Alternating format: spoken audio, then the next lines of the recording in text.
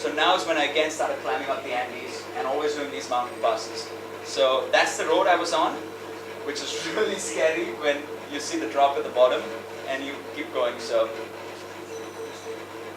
and those mountains were what I eventually crossed through. So I did a mountain pass right over those mountains, and I remember at this point looking at it and saying, wow, that's awesome, that's so pretty, wow. And then when I was actually crossing through it, I was like, oh my god, what am I doing?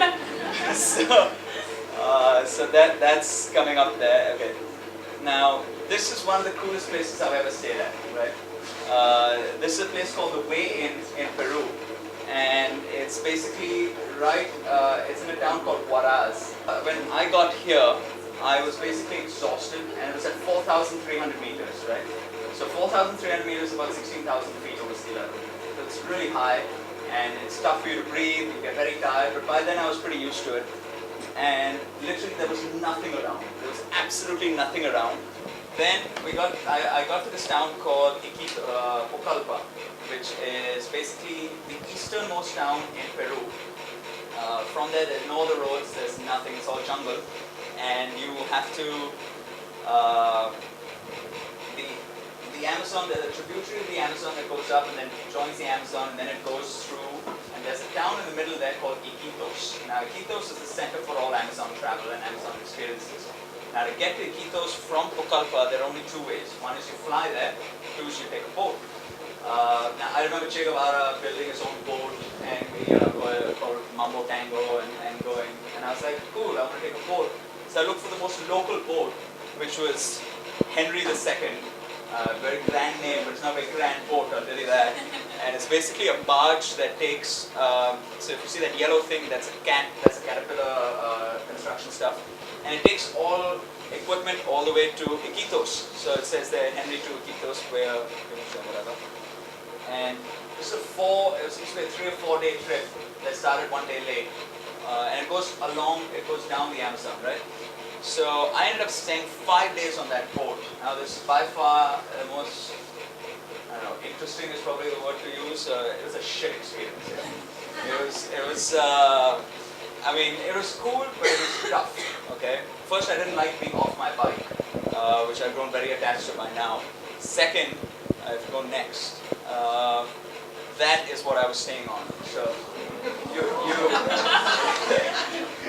so you bring your own hammock, basically, and if you don't have one, of course, there's someone to sell it to you.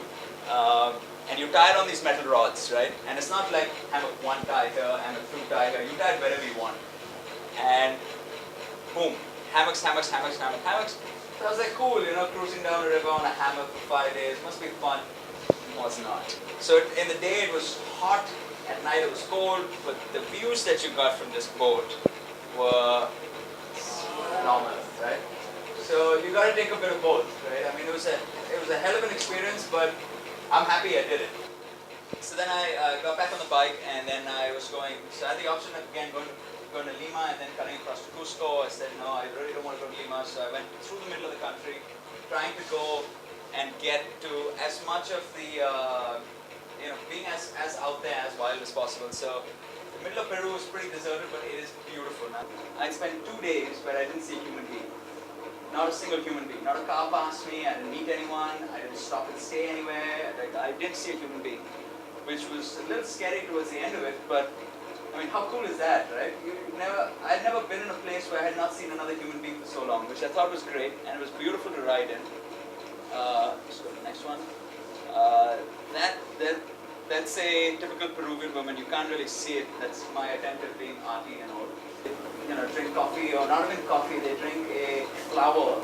I can't remember the name of the flower. It's not mate, but it's another flower which smells really nice, and they make tea out of it, which tastes sweet, and it got a little bit of caffeine, so it gets you going, and it helps you with the altitude. So they drink a lot of that. I drank a lot of that.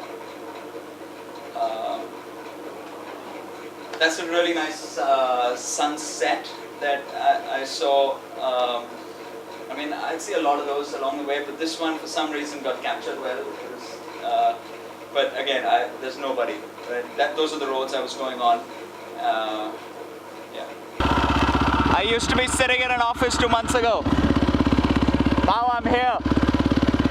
What do you guys think?